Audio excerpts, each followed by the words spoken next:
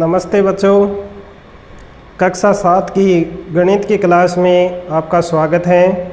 मैं शंकरलाल तंवर, राजकीय उच्च प्राथमिक संस्कृत विद्यालय नरसिंहनगर।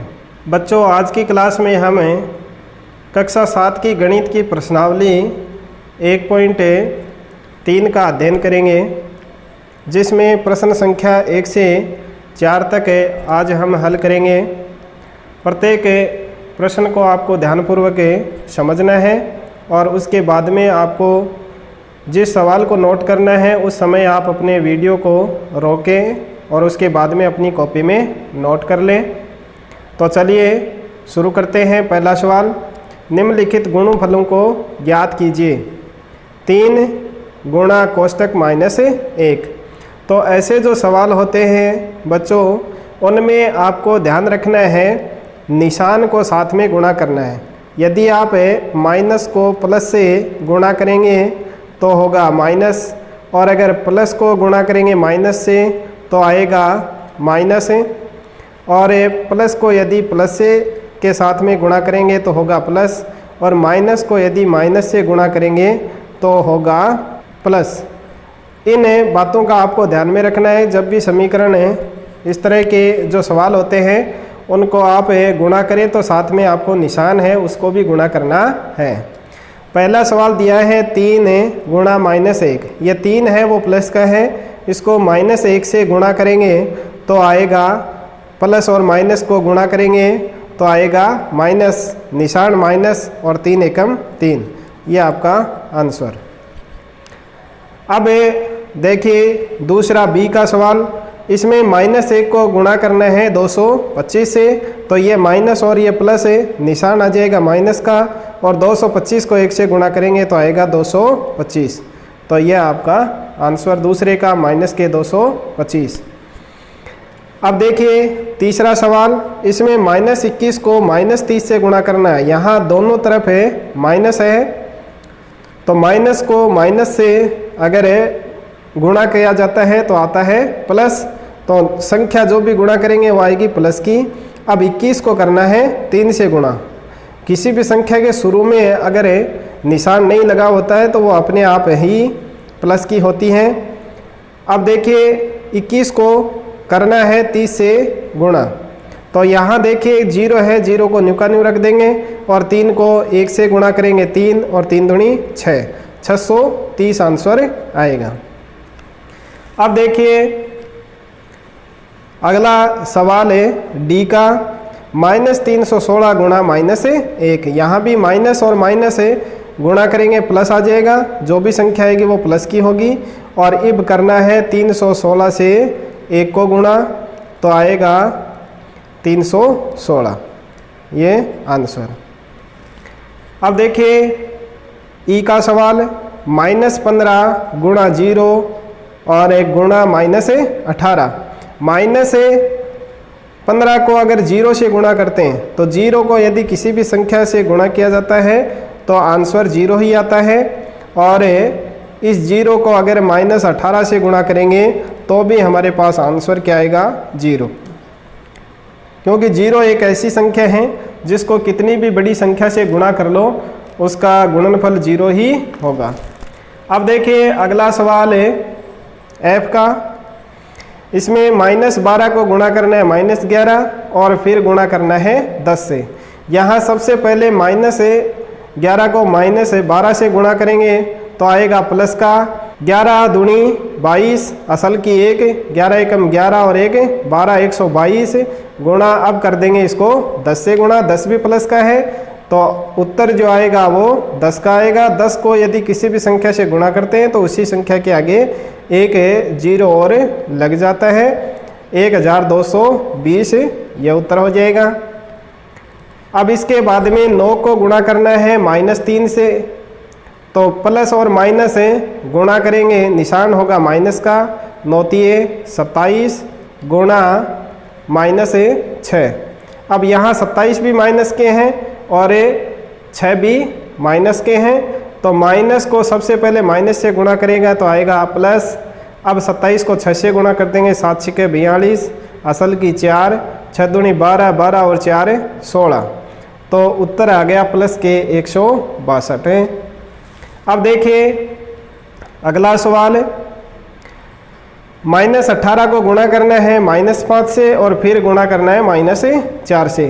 तो इस माइनस को इस माइनस से गुणा करेंगे, आएगा प्लस, और 18 पंजे 90 गुणा -4, प्लस और माइनस को दोबारा गुणा करेंगे, माइनस आएगा, और 4 को 0 से गुणा करेंगे 0, और 4 को 9 से गुणा करेंगे 9 चौके 36, माइनस के 360, ये आंसर आ जाएगा। इसके बाद में अगला क्वेश्चन है आई का, -1 को गुणा करेंगे -2 से, तो माइनस को माइनस से सबसे पहले गुणा किया, प्लस 1 को 2 से गुणा करेंगे 2 गुणा -3 गुणा 4। अब 2 को -3 से गुणा करेंगे तो ये प्लस और माइनस, निशान माइनस, 3 दूनी 6 गुणा 4। अब माइनस के हैं 6 और 4 है प्लस के, प्लस और माइनस को गुणा करेंगे माइनस है, और 6 चौके 24, तो आंसर आएगा -24 उत्तर। अब देखिए इस पहले प्रश्न का अंतिम सवाल है जे, -3 को गुणा करना है -6 से, और फिर गुणा करना है -2 से, और गुणा -1। यहाँ देखिए 2 को हम गुणा कर लेते हैं सबसे पहले, इस -3 को -6 से गुणा कर देंगे तो माइनस माइनस प्लस है, और 6 18 गुणा इस -2 को -1 से गुणा कर देंगे, माइनस माइनस है प्लस है, और 2 एकम 2, दोनों संख्याएं प्लस की हो गई, तो उत्तर है वो प्लस का होगा। अब 18 को गुणा कर देंगे 2 से, 18 दूनी 36, तो ये हो जाएगा इसका आंसर। तो ये हो गए हमारे प्रश्नावली 1.3 में के पहले प्रश्न में जितने सवाल थे वो। अब देखिए प्रश्न नंबर 2। दूसरा प्रश्न है निम्नलिखित को सत्यापित कीजिए। यहाँ हमें बाएं पक्ष और दाएं पक्ष को हल करके देखना है कि वो सही है या नहीं है। तो ऐसे जो सवाल होते हैं उनको एक बार बराबर के निशान के बाएं पक्ष को लेकर के सरल करेंगे, और दूसरी बार दायां पक्ष है उसको लेकर के सरल करेंगे। बायां पक्ष है उसको हम लिख देते हैं लेफ्ट हैंड साइड LHS। इस बाएं पक्ष को, अब यहाँ देखिए जो सवाल दिया गया है उसमें 18 है, उसको 7 और 3 से गुणा करना है जोड़ करके, यानी इनको हम ऐसे मान लेते हैं कि 18 है वो A है, 7 B है, और 3 है वो C है। तो ऐसे जो सवाल होते हैं हम उनको दो तरह से सरल कर सकते हैं। एक तो A है उसको गुणा कर दिया हमने B और C दोनों को जोड़ करके, तो भी बातें वही होगी, वही उत्तर आएगा। और अगर हम ऐसे नहीं करें तो A को एक बार B से गुणा करेंगे और फिर प्लस A को C से गुणा करके दोनों को जोड़ देंगे, यानी A है उसको दोनों संख्याओं से अलग अलग गुणा करके फिर जोड़ देंगे, तो भी आपके पास आंसर वही आएगा। अब देखिए सबसे पहले जो लेफ्ट हैंड साइड में दिया गया समीकरण है उसको यहाँ दोबारा नोट कर लेते हैं। 18 गुणा 7 प्लस -3, इसको सरल करते हैं। अब देखिए ऐसे जो सवाल होते हैं उनमें कोष्टक को सबसे पहले सरल करना होता है। 7 है वो प्लस के हैं और प्लस माइनस गुणा करेंगे माइनस हो जाएगा -3।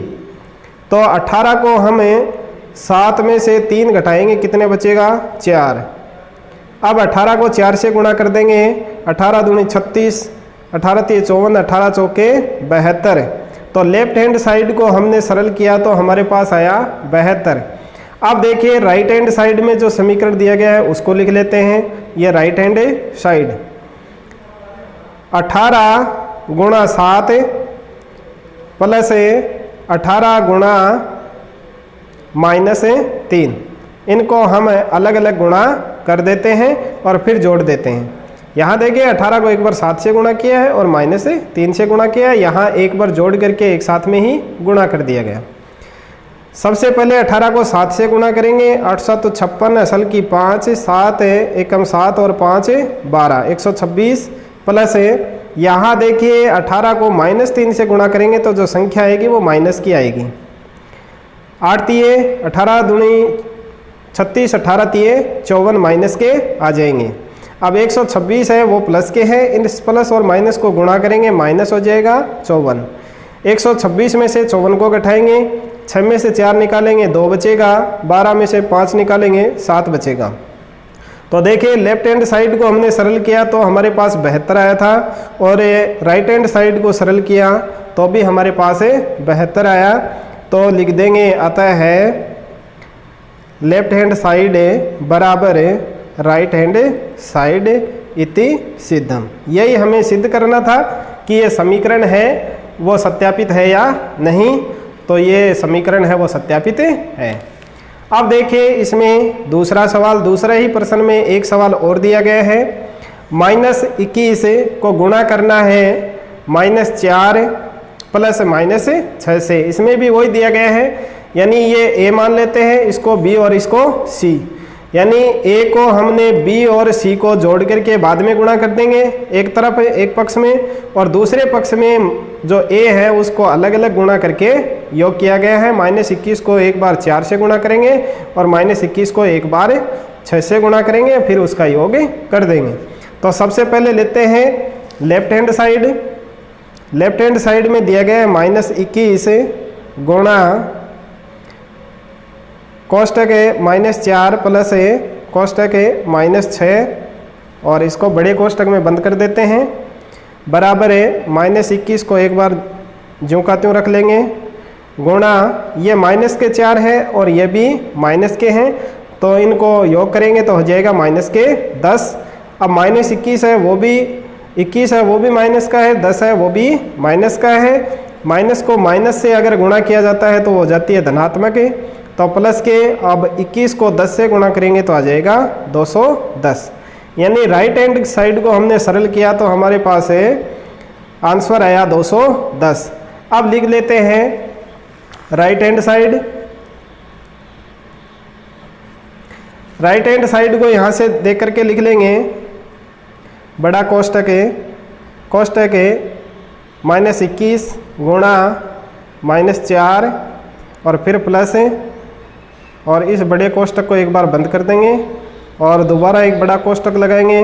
-21 को अब गुणा करना है -6 से, और ये बड़े कोष्टक को दोबारा बंद कर देंगे। अब देखिए इसको सरल करेंगे। -21 है उसको सबसे पहले -4 से गुणा करना है, माइनस माइनस से निशान हो जाएगा प्लस का, और 21 चौके 84,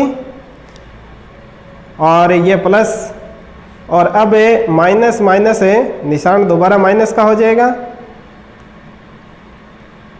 और 21 को 6 से गुणा करेंगे तो आएगा 6 कम 6 और 6 दूनी 12, 126 हो गया प्लस का।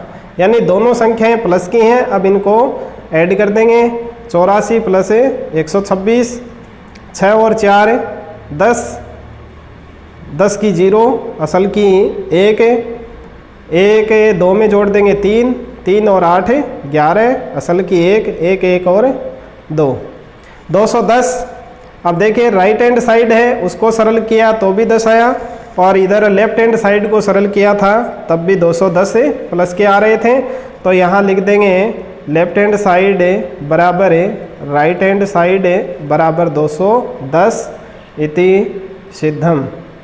यानी ये समीकरण है वो भी सत्यापित है, सही है।